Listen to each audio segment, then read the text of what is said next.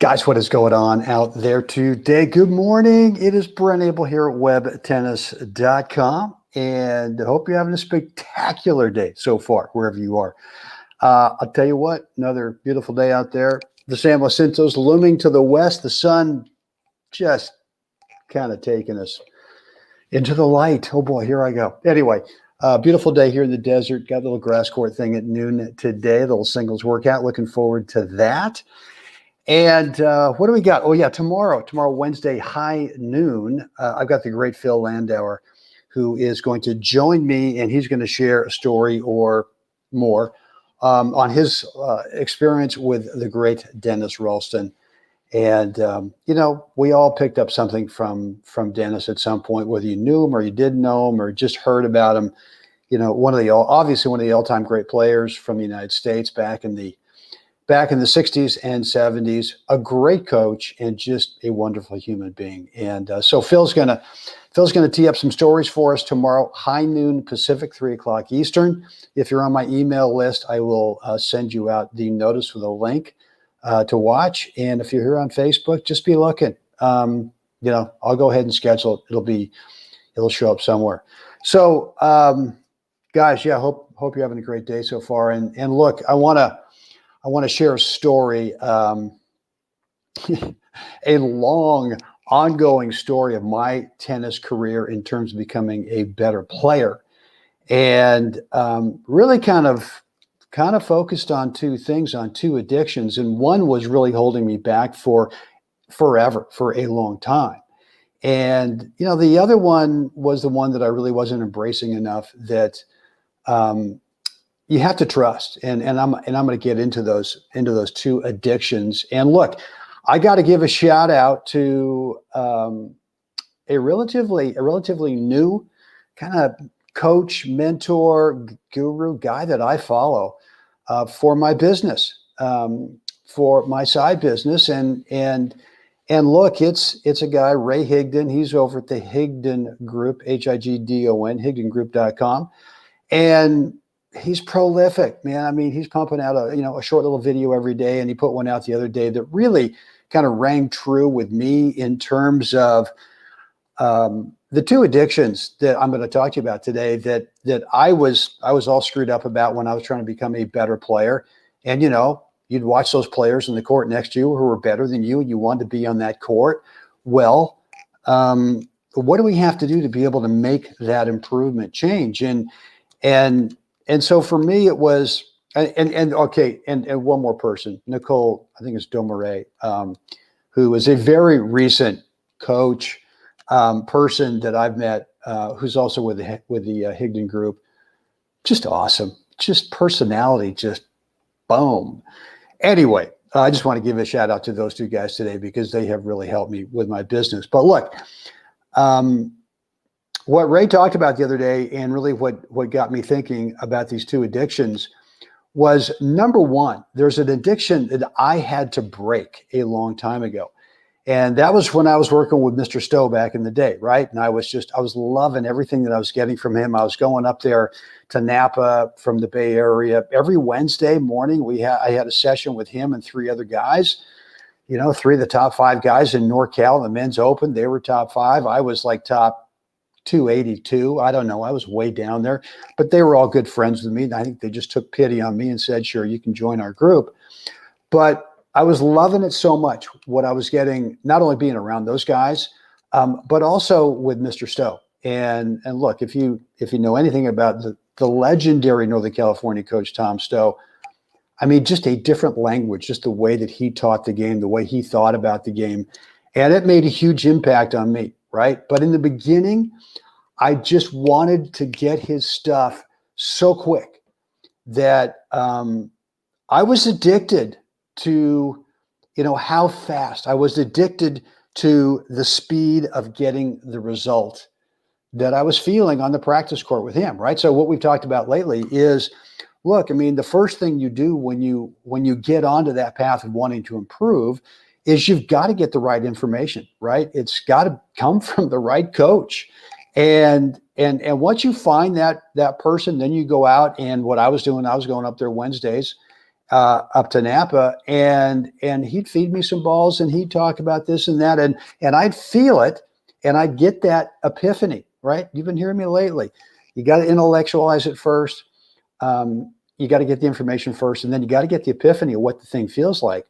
And from that's the moment when it starts. But for me, I was so addicted to the speed with which I was going to get the result of whatever I was working on with Mr. Stowe, that it really just screwed me up. And it just never allowed me to kind of feel what the epiphany was, to how it felt in a real match, to how it felt even in practice sessions. And so the first addiction that you've got to break is this thing about really wanting that result and the speed at how fast you want it, because the learning curve doesn't work that way. In fact, you've got to trust, and this is the other part that I finally had to trust. The thing I had to really get addicted to was to trust the process of whatever I was going through, the process of the epiphany and the daily, not the occasionally, but the daily addiction of the process of working on it. And just trust that it's going to show up on its own time. Now, obviously, the more you work on this stuff, the chances are greater that it's going to show up sooner. But if you try to force the result that you want, and the result that you want, you've already felt it, you've already had the epiphany. The result that you want is you want this thing to become permanent. You want it to become part of your game right now. And it just doesn't work that way. So break the addiction of wanting the speed of that result to be right away. You got to break it. And then the one that you really want to get addicted to, what is the day-to-day process that you've got to go through to be able to, I don't even know if this is a word, but to permanentize that epiphany, that feeling that you had. And I had those things in practice with Mr. Stowe all the time. And it was kind of blowing my mind. I'm going, God, I think I've got it, right? So you hit one shot, you go, I think I've got it. And you go out there and you know, that would be in the morning, Wednesday mornings. I think I got it. And then I'd rush back down to the Berkeley Tennis Club. You know, I'd already had a practice partner lined up, and I was so excited and so pumped up when I go out in the court, and I didn't have it. And the reason I didn't have it is because I had not gone through the daily process of what I had to work through to be able to make that thing permanent.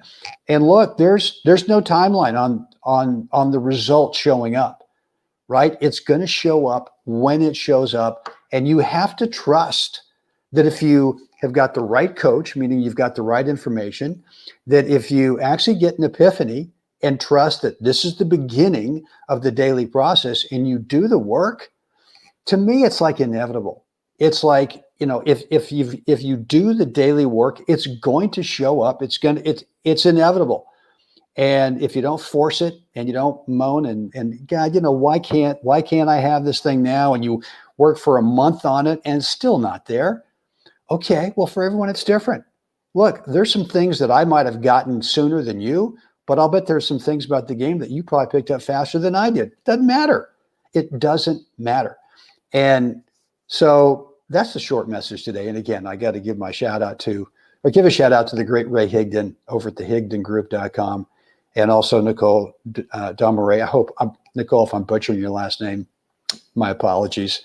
But I just, you know, and I must admit, I get a lot of ideas of what I talk about on my daily videos from all different kinds of sources, right? And so whether it's something like today, whether it's like a book I'm reading that's about business, or it's a novel or something, I mean, it sometimes can kind of trigger a thought that completely relates to tennis. So break the habit, break the addiction of wanting that result super fast, and embrace the addiction of just doing the work every day. Just get into the process and trust. And this is really kind of the key thing here, is you got to trust it will show up if you're doing the right stuff. Eventually it's going to show up. And I know that for me, because I wasted a lot of time getting frustrated wanting this result, and just, rackets were getting chucked around the Berkeley Tennis Club, and I was just frustrated. And I don't really remember when I eventually kind of went to the other side of, look, I know I've got the right coach. I know I'm in the, I'm in the right hands here with Tom Stowe. And I know that if I just do the daily work, I'm going to get there. And I think a lot of players don't trust that process. They just don't trust the actual learning curve, which is not a gradual. I've told you forever, it's not a gradual straight line up. It's bumpy. From where you are now to where you eventually want to get to, that next step, that next level up, it's a bumpy process road. It's not clean. It's not simple. It's not predictable. That's the thing. So trust that if you're doing the right stuff, that you will get there, assuming that you're doing the daily work. So guys, hope this has helped today. Would love to read your feedback. You can either just drop a comment here, or just direct message me or shoot me an email, brent@webtennis.com. Would love to know, what your thoughts are about today's video. And tomorrow, be sure carve out maybe 30 minutes tomorrow, noon Pacific. I got the great Phil Landauer is going to join us. He's going to relate some stories that he learned from Dennis Ralston that I know that he used for his own game and used for coaching and teaching his students. So noon tomorrow Pacific, 3 o'clock Eastern, we will have Phil on with me. Guys, I think that's it for me today. I think that's it. I hope this has helped today. As always, come on now. You got to get out there today. Help someone else have a spectacular day. And gang, we'll do this again tomorrow. I'll see you then.